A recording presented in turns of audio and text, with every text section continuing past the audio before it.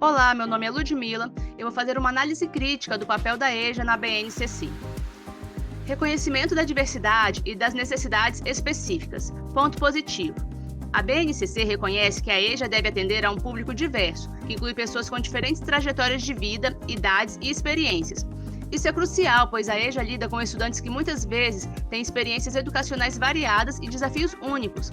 A BNCC orienta que o currículo seja flexível e adaptável, permitindo uma abordagem mais personalizada e relevante para esses alunos. Ponto crítico. Embora haja um reconhecimento das necessidades específicas, a BNCC ainda pode falhar em fornecer diretrizes suficientemente detalhadas para adaptar o currículo de maneira eficaz a essas necessidades. Muitas vezes, a implementação prática dessas diretrizes pode ser desafiadora, especialmente em contextos onde há recursos limitados ou falta de formação adequada para os educadores. 2. Integração com a educação formal. Ponto positivo. A BNCC procura integrar a EJA com a educação formal, garantindo que os alunos da EJA tenham acesso a conteúdos e habilidades que são equivalentes aos oferecidos na educação regular. Isso é importante para assegurar que os alunos da EJA possam adquirir as mesmas competências e conhecimentos, promovendo a igualdade de oportunidades educacionais. Ponto crítico, que, por outro lado, a integração nem sempre leva em consideração o contexto particular dos estudantes da EJA. A abordagem uniforme não pode ser a mais eficaz para um público com realidades tão distintas. O desafio é adaptar conteúdos e metodologias de maneira que sejam relevantes e aplicáveis às experiências e contextos dos alunos da EJA. 3. Flexibilidade e contextualização. Ponto positivo. A BNCC oferece uma certa flexibilidade para a EJA, permitindo que as instituições adaptem os conteúdos e metodologias de ensino de acordo com as necessidades dos alunos. A contextualização é enfatizada, o que ajuda a tornar o aprendizado mais significativo e aplicável à vida dos estudantes. Ponto crítico. A implementação da flexibilidade proposta pode ser desigual, dependendo da capacidade das escolas e dos professores de adaptar os currículos. Em muitas situações, a falta de recursos e formação específica pode limitar a efetividade dessa flexibilidade, resultando em um currículo que nem sempre atende às expectativas de contextualização e relevância. 4. Formação e capacitação de educadores. Ponto positivo. A BNCC destaca a importância da formação contínua e capacitação dos educadores para atender a diversidade da EJA. Isso é crucial para garantir que os professores estejam preparados para lidar com os desafios específicos dessa modalidade de ensino. Ponto crítico. A formação de professores é um aspecto frequentemente subestimado. Mesmo que a BNCC enfatize a importância da capacitação, na prática, muitas vezes há uma lacuna entre as diretrizes e a oferta real de formação adequada. Além disso, a formação pode não ser suficiente para lidar com a variedade de contextos e necessidades individuais dos alunos da EJA. 5. Inclusão e equidade. Ponto positivo. A BNCC promove a inclusão e a equidade, buscando assegurar que todos os estudantes, incluindo os da EJA, tenham acesso a uma educação de qualidade e a oportunidade de aprendizagem que atendam às suas necessidades específicas. Ponto crítico. Ainda há desafios significativos na proporção da verdadeira inclusão e equidade na prática. Questões como a falta de infraestrutura adequada, dificuldades financeiras e desigualdades regionais podem impactar negativamente a implementação das políticas de inclusão propostas pela BNCC. Conclusão. A BNCC oferece uma base importante para a EJA, com diretrizes que reconhecem a diversidade e buscam promover a inclusão e a equidade.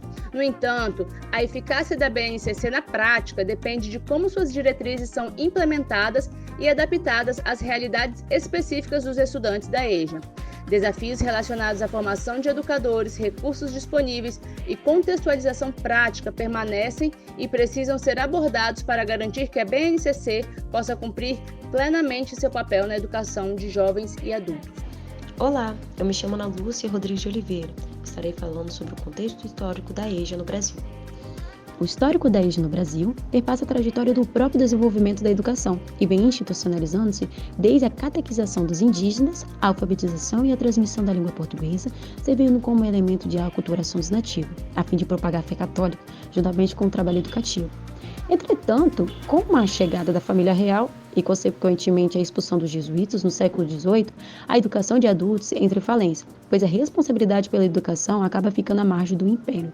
Somente a partir da década de 1930 é que a educação de jovens e adultos efetivamente começa a se destacar no cenário educacional do país. Quando em 1934 o governo cria o Plano Nacional de Educação, que estabeleceu como dever do Estado o ensino primário integral, gratuito, de frequência obrigatória, é extensiva para adultos como direito constitucional. Através da campanha de educação de adultos, lançada em 1947, abre-se a discussão sobre o analfabetismo e a educação de adultos no Brasil. Nesta época, criou-se o Serviço Nacional da Educação de Adultos, o CNEA. Voltado ao ensino supletivo, surge a primeira campanha nacional de educação de adolescentes e adultos, o CAA, no intuito de reduzir o analfabetismo das nações em desenvolvimento, o primeiro Congresso Nacional de Educação de Adultos e, posteriormente, em 1949, o Seminário Interamericano de Educação de Adultos. Nos anos 50, é realizada a Campanha Nacional de Erradicação do Alfabetismo, o CNEA, e na década de 1960 o Movimento da Educação de Base, MEB. Logo após, em 1967, o governo militar cria o Movimento Brasileiro de Alfabetização, o Mobral. É extinto e ocupa seu lugar a Fundação Educar, com a mesma característica do Mobral, porém sem o suporte financeiro necessário para sua manutenção. Com a extinção da Fundação Educar, em 1900, ocorre a descentralização política da EJA, transferindo-se a responsabilidade política dos programas de alfabetização e pós-alfabetização aos municípios. Não se pode refletir sobre a educação de jovens e adultos sem relacioná-la diretamente à forma como a sociedade está estruturada. Os cursos de alfabetização de adultos existem exatamente pela falta objetiva de oportunidades educacionais que garantam às crianças o acesso à escola, bem como a sua permanência. Haja visto os altos índices de evasão e repetência evidenciados nas estatísticas sociais. Por sua vez, a escolarização de jovens e adultos pode ser considerada em toda sua trajetória como proposta política redimensionada à plataforma de governo, na tentativa de elucidação de um problema decorrente das lacunas dos sistemas de ensino regular.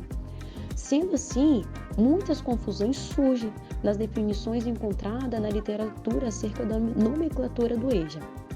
Não significa que essa modalidade de ensino, hoje, educação de jovens e adultos, tenha diferentes definições, mas pela própria história da evolução da EJA no Brasil e no mundo, nas diferentes fases do desenvolvimento histórico da sociedade, o tratamento dos termos associados foi se confundido e se configurado como complementação de estudo e suplementação de escolarização. Olá, sou Maiara de Fátima da Conceição e estarei falando sobre a legislação da educação de jovens e adultos.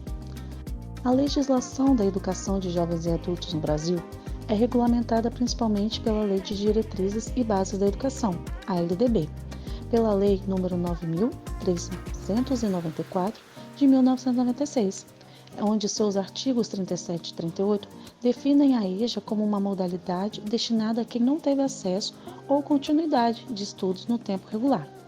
A LDB garante a equivalência da EJA com as outras modalidades de ensino, permitindo flexibilidade no currículo e nos métodos pedagógicos. A Base Nacional Comum Curricular, a BNCC, que foi implementada em 2017, estabelece as aprendizagens essenciais que todos os estudantes devem desenvolver, incluindo os da EJA. No entanto, para a EJA, a BNCC deve ser adaptada, levando em consideração o perfil dos alunos, que são, em sua maioria, adultos com vivências e responsabilidades próprias. A legislação prevê que a EJA siga as competências gerais da BNCC, mas com adaptações metodológicas e curriculares, garantindo flexibilidade no tempo e de estudo da abordagem dos conteúdos.